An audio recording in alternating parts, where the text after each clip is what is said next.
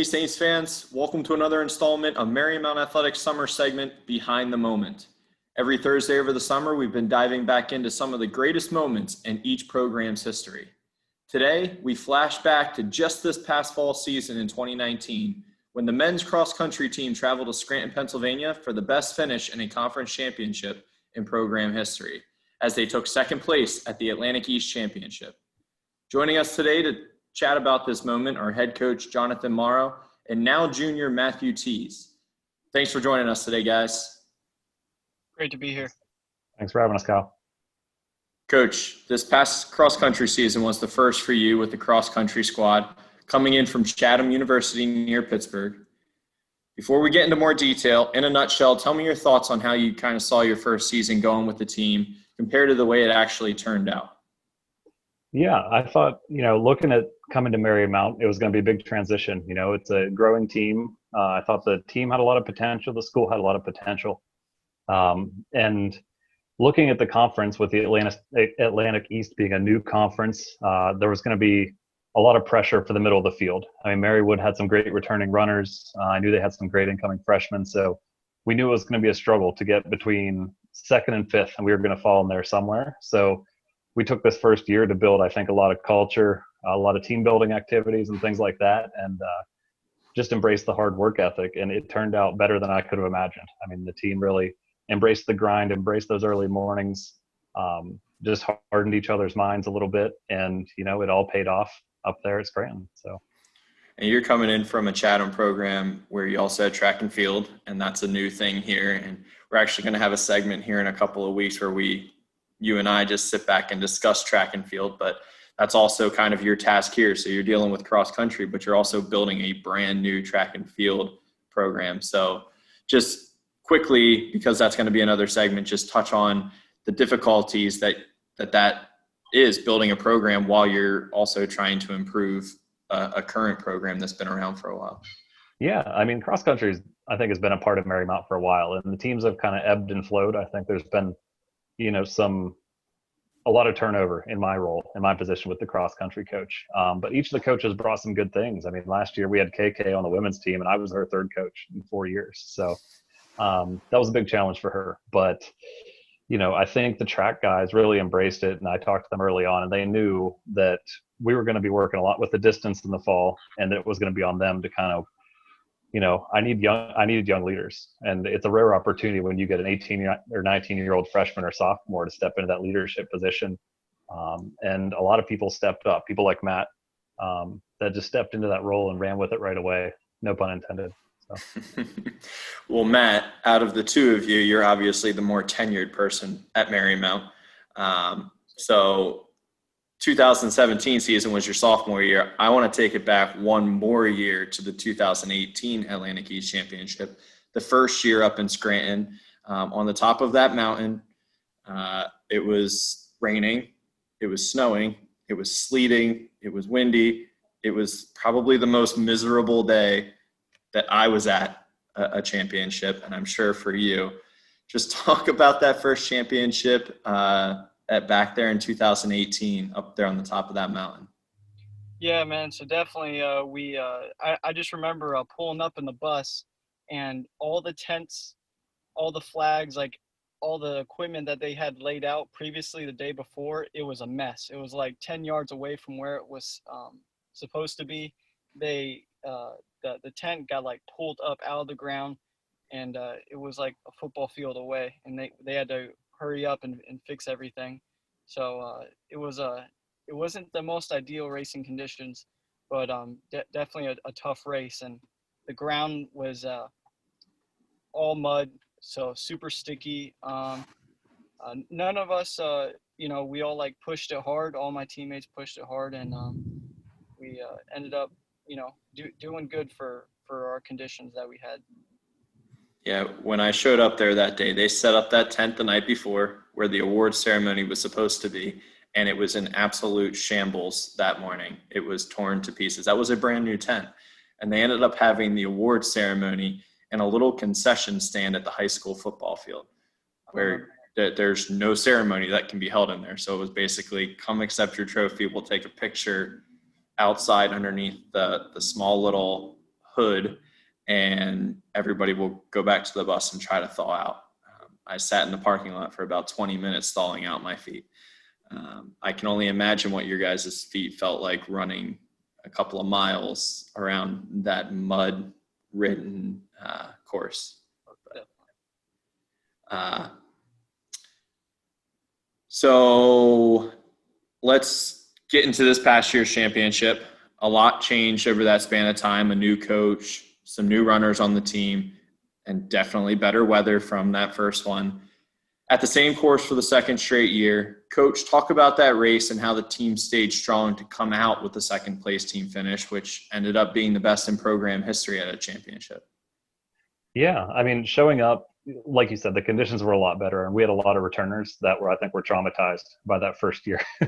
And as a lot of people know, we're the southernmost school in the conference. So going to the northernmost school in the conference was a little bit of a shocker. I think the day before we did our shakeout run on the course, and it was, I don't know, 40s maybe. That's probably about right. So everyone was in winter hats, gloves, freezing, kind of worried about the next day's race. But we just had to have a little team talk on the bus about, everyone's racing the same race. We built the toughness that we need to do this. You guys have been here before. And we knew kind of where things had to fall to get the result we needed. And I think everyone banded together, and like you said, the end result was exactly what we wanted. And it was a huge success, not just for the men's team, but, we have this mentality that we're not a men's team and a women's team. We're one program. So I think everyone took a lot of pride in what happened that day, and I was really proud of everybody. And Matt, you and Brendan came in together at 15th and 16th, as you two and Meshach were the three top finishers for the Saints to pretty much secure that second place finish as a team. Talk about your race and how you compare that to the first championship in 2018. Yeah, definitely. So this race, a huge factor that played in, I would definitely say, is the team culture. We got a lot closer as a team this year. We definitely embraced a lot more of like the toughness. Preparation was a huge factor. I felt so much more prepared. I knew, because I've been through I've been through cross country before in high school, and then I went through my freshman year cross country. It was a little bit different, and this year I knew everything that I had to do. And Coach Morrow, the assistant coaches, our weight trainers, and all my teammates we were all helping each other, and we all grew so much. And I had a lot better race this year, so felt very much more prepared than the previous year.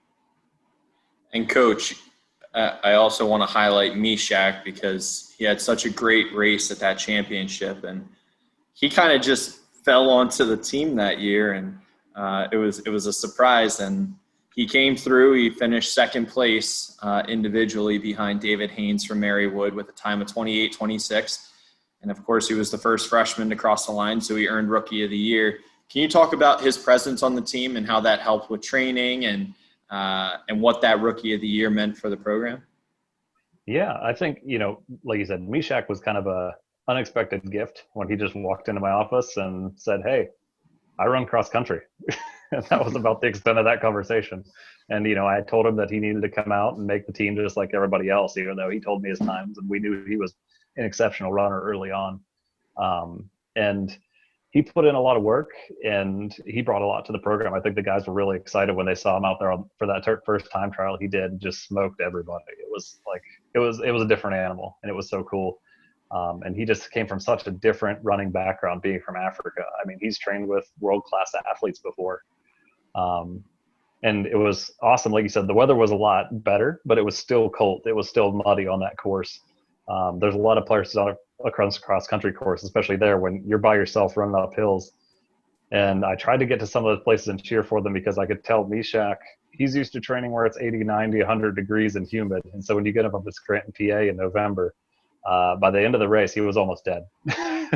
He was freezing. His hands were shaking, but he was really excited to do as well as he did. So I think everyone was really happy for what he brought to the program and helping lead us to some success.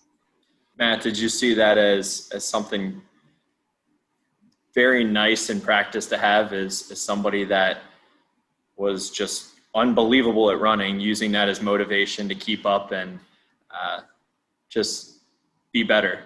Oh, definitely, definitely, 100%.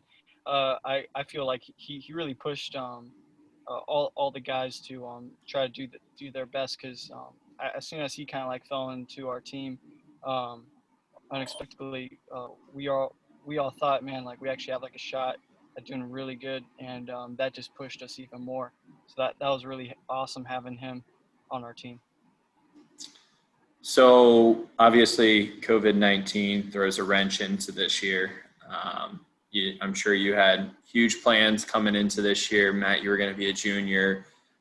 Coach, you probably had more recruits coming in, had big plans and training set up.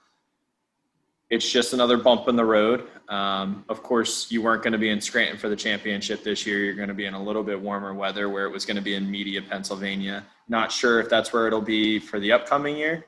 But what's the plan moving forward? Like, what's your intentions, Coach, for the season now and the training and keeping everybody focused on the goal at hand, and that's winning a championship?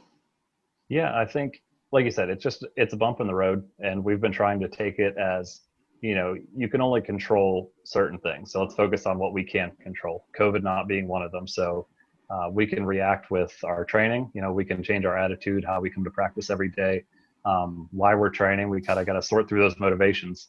And I think throughout the fall, as we get back into things, Marymount's really laid a great groundwork for how they want our athletics programs to perform throughout the fall.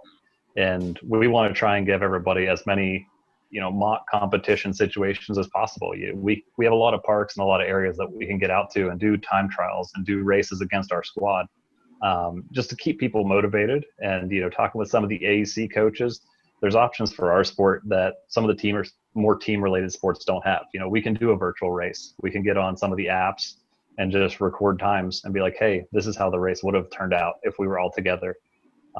And I think a lot of coaches and a lot of the athletes are being creative and rolling with the punches. And we're going to make this still as much of a season as we can. And that virtual race, that's interesting. There's so many different types of courses and the terrain and hills and stuff like that. Curious, what would be the approach with something like that? Are we just looking to do it around a track, or? We haven't laid a lot of the groundwork for it. Through a lot of the apps that you use to do the virtual races, they can track your elevation change. So, maybe we'd probably lay it out where, hey, the course has to have at least 100 feet of elevation change or something like that. Otherwise, I'll just take Matt to a track and let him sprint an 8K and he'll run some crazy times and hopefully win the race. But, it's cross country. And I think a lot of the runners really prefer to be out in the grass, out on the trails, enjoying nature rather than just in a chain link fence running over and over and over again. Right. Well, I want to wrap up today's conversation with this final question for the both of you. Collecting that program record of a second place team finish, as you said, the program's been around for some time, so that's a big feat.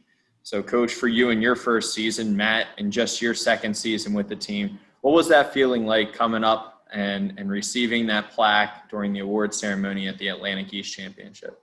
Matt, let's start with you. All right, definitely, yeah. It was honestly awesome. Just like it proved just like all that hard work that we put in, all those early mornings, all those lifting sessions, stretching. That's running right there. It's like not all like the huge workouts you do, but it's every little thing that you do to try to make yourself as fast as possible. And when everything comes together, when all your hard work comes together, the hard work definitely paid its dividends. So I was super happy with that. Coach? It was awesome. Yeah, I mean, I can just echo Matt. I was the only rookie coach that went up with the team to get the trophy. So that was a little embarrassing after the fact. But, that was my first team trophy, whether championship or runner-up, as a head coach in the last 4 years.